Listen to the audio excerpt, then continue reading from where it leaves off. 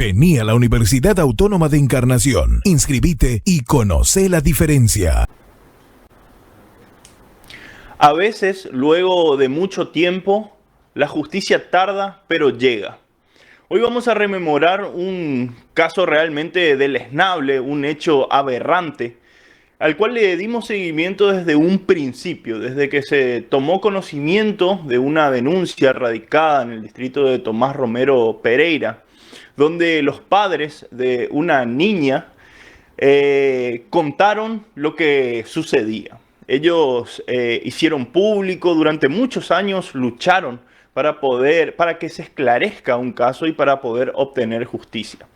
El día de ayer, en la tercera circunscripción judicial, un abusador sistemático, profesor de taekwondo, fue condenado, según resolvió el tribunal de sentencia, a 18 años de cárcel por los hechos cometidos.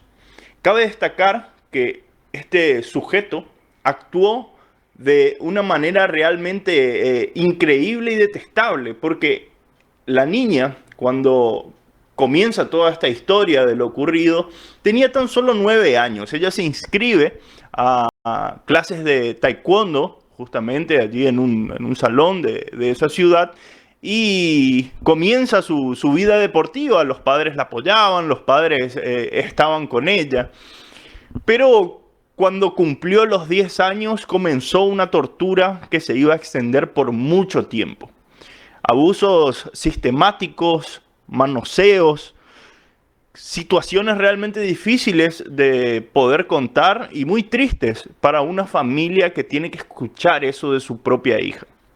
Ella, cuando es adolescente, se va dando cuenta de todo lo que iba sucediendo hasta que un día no aguanta más y decide contar a sus padres todo lo que vivió. Ella le había pedido a sus padres que por favor guardaran silencio, que por favor no le cuenten a nadie. Empezó con tratamientos psicológicos, empezó con distintas cuestiones, estuvo medicada.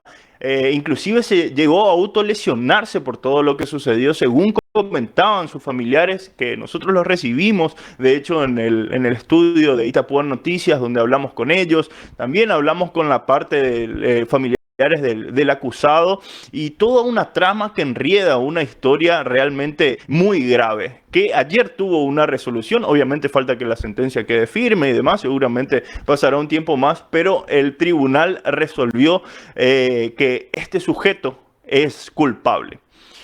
Sucede que, bueno, se va dando toda esta situación. El hombre, el profesor de taekwondo, estuvo recluido durante todo este tiempo en el Cerezo. Ya hace un tiempo importante que está allí. Ayer se presentó, y el abogado Rolando Aquino, quien formó parte justamente de la acusación junto al Ministerio Público, que representa a los familiares de la víctima, logró la condena, logró demostrar que estos hechos eran reales, que estos hechos eran ciertos, y con argumentos sólidos se logró la condena de 18 años de cárcel para este sujeto. Vamos a darle la bienvenida al abogado Rolando Aquino y que nos comente los pormenores de este juicio, y bueno, finalmente una resolución que seguramente no se puede decir que le debe dejar contentos a los familiares, pero por lo menos tranquilos de que la justicia actúa. ¿Qué tal? ¿Cómo le va, abogado? Buenos días. Muy buenos días para ti, Lucas, para toda tu amable audiencia, para todos los seguidores.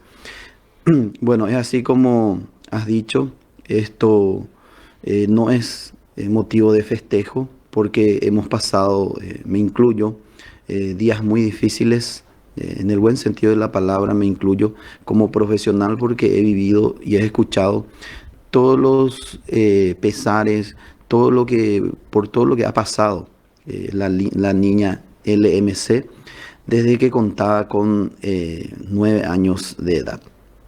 Ella, el sueño que tenía era ser profesional de artes marciales. Sus padres no querían que estudie esa disciplina, querían que estudien, como todos padres, danza y otras especialidades, vamos a decirle, ¿verdad? Otra disciplina, pero ella férreamente se aferró, mejor dicho, por ese sueño, y convenció a sus padres para que la lleven a estudiar. Tal es así de que un año pasó, como ella misma relató, tranquilo, cumplió los 10 años, ella cumple los primeros días de cada año en enero, ella cumple años, entonces siempre el año coincide con su desarrollo, ¿verdad?, de nacimiento, ¿verdad? Entonces en el 2010 empezaron los acosos, como ella misma menciona. Aquí hay que rescatar o hay que resaltar de que una persona de esa edad es criatura, no entiende los alcances de la sexualidad. Entonces había sido después, ella despertó en ese sentido a los 13 años recién, y ahí detectó de lo que realmente le estaba pasando. No lo digo yo, lo dijeron los psicólogos o las psicólogas que la trataron. Entonces ahí es donde ella empezó a cambiar de conducta, a cambiar de forma de ser un poco, pero según sus dichos, ya cuando eso ella ya estaba alcanzando el cinturón negro, ya tenía a sus cargos otros chicos. Y el motivo, la explicación que ella dio por qué seguía ahí era que quería protegerle también a esas criaturas, ¿verdad? Luego pasaron 2 años más y ya en el 2021, en septiembre, los padres, y luego de mucho esfuerzo, la convencieron a seguir un tratamiento psicológico.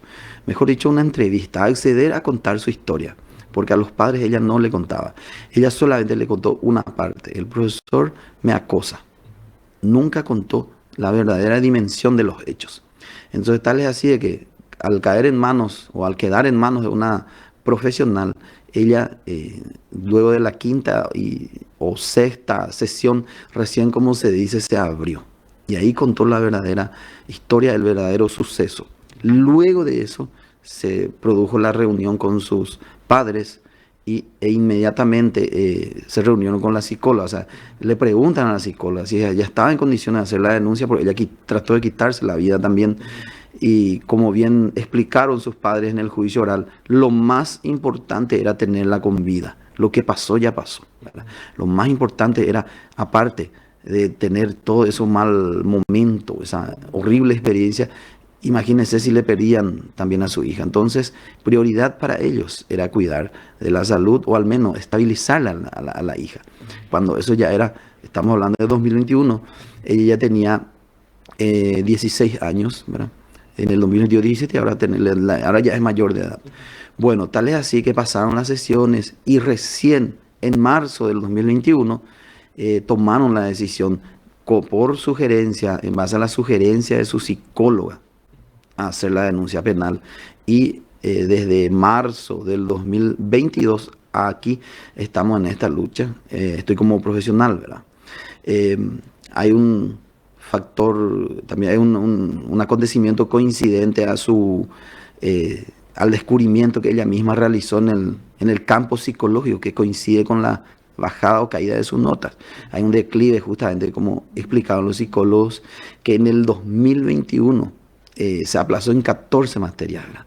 ¿Por qué? Porque ella ya no soportaba más, perdió totalmente el interés de vivir, el interés de seguir, el interés de luchar por su vida. Entonces, ese también fue un detonante muy grave. Ella dejó todo su estudio, o sea, es lo mismo dejar que... Y se enfocaron en la contención de la adolescente ya en aquel entonces. Y después, como ya relaté, la familia recién, cuando ella estaba bien, entre comillas, porque ese tipo de secuelas sabemos bien que nunca se borran, ¿verdad? Pero al menos ya ella podía convivir con esa situación. Ahora, abogado, en cuanto al juicio en sí, se presentaron argumentos sólidos, se presentaron las pruebas a las cuales el Tribunal de Justicia hizo lugar y lograron corroborar y comprobar estos hechos. Sí, por supuesto. Hay que tener en cuenta, en primer lugar, de que el suceso se desarrolló en un recinto privado, o sea, en un recinto privado pero de acceso al público, geográficamente en un espacio muy reducido. Nunca ocurrió fuera de esa localidad, ni menos fuera de ese domicilio, en planta baja y en planta alta. El principal elemento utilizado es la versión, es la declaración de la niña en ese entonces, que cuando declaró era adolescente y que pasó por un sinnúmero de test. Inclusive la defensa ofreció un experto, en este caso una mujer experta, psicóloga, como perito para pronunciarse o concluir sobre la credibilidad de su versión. Es más, entonces la propia perito de la defensa también dijo que era absolutamente creíble la versión de la niña, que cuando, como dije, cuando contó todo ya era adolescente. Ella relató pormenorizadamente cómo se dieron los hechos, la forma en que se dio, el modo, lugar, tiempo y forma, y quién hizo también. Y esas circunstancias pormenorizadas no fueron refutadas por nadie, por ninguna de las partes. Y entonces se llegó a la conclusión de que, primero, su versión era creíble. Se le creyó a ella, a sus padres y también a algunos testigos. Ojo, estos hechos no ocurren en presencia de testigo directo. Cuando hablo de testigo, hablo de algunas circunstancias de la distribución del local y del comportamiento del autor y de cómo se dieron algunas circunstancias que no coincidían con los testigos que ofreció la defensa. Entonces, claro, el tribunal se basó en la declaración realizada en la Cámara Gesell, se basó en el dictamen pericial ofrecido por la propia defensa, que dijo que la versión de la adolescente era creíble, y en el certificado médico, en el certificado de nacimiento, que demuestra que era una niña en el momento del hecho, porque para que se configure el delito de abuso, el delito o el hecho punible de abuso sexual, el hecho debió ocurrir cuando la menor contaba de 1 año a 13. Ahora, abogado, ¿ustedes cuánto solicitaron de pena al tribunal y el Ministerio Público cuánto solicitó al tribunal? Bueno, es un tema puntual y hay que decir, ¿verdad? Uno no está feliz, como dije, ¿verdad? Cuando un ser humano va a seguir privado de su libertad. Pero eso hay que decir, ¿verdad? El sistema de justicia de nuestro país no encontró otra solución que elevar las penas, ¿verdad? En realidad quiero señalar de que este es un problema social, Lucas, como siempre dije en todas las entrevistas. Esto se debe tratar de abajo de la escuela y de los núcleos familiares para enseñarle a las personas de que una niña no es un objeto sexual, no es un objeto de excitación. Las cosas hay que llamar por su nombre. Entonces, mientras eso no entendamos, nunca vamos a mejorar en nuestro país, ¿verdad? Dicho eso, te digo, de la nueva ley que es la 6002/17, que entró en vigencia el 18 de diciembre del referido año, del año 2017, la pena mínima que establece para este tipo de hechos es de 15 años, no será inferior de 15. Eso significa que podía ir inclusive a 20 o a 30 años. Dicho eso, el hecho se desarrolló en 2 etapas, el hecho punible. Una etapa fue sin coito. O sea, se trató de toqueteos, manoseos, acercamientos en todas formas a las partes, a la sección o a la zona íntima de la menor, ¿verdad? Entonces, ese delito, esa acción tiene una pena un poco inferior. Luego, los años sucesivos, ya aparte de darse eso constantemente, se aumentó la acción, o la acción aumentó con el coito, que es el acceso carnal entre un varón y una mujer, ¿verdad? En este caso una niña. Y eso ya sufre, ese tipo de conducta ya sufre una pena de 15 años para arriba. Entonces, el Ministerio Público ha solicitado 17 años y esta querella solicitó 18 y el tribunal condenó por 18 años, ¿verdad? Es lo que nosotros consideramos un tiempo suficiente para que, conforme a la ley, nosotros no somos, solamente somos los operadores o los que pedimos que la ley se aplique, ¿verdad? Pero es lo que se consideró que es coherente a la situación, inclusive se le podía dar más por su condición de profesor, de encargado y de la circunstancia en especial también. Muchísimas gracias, abogado. A usted.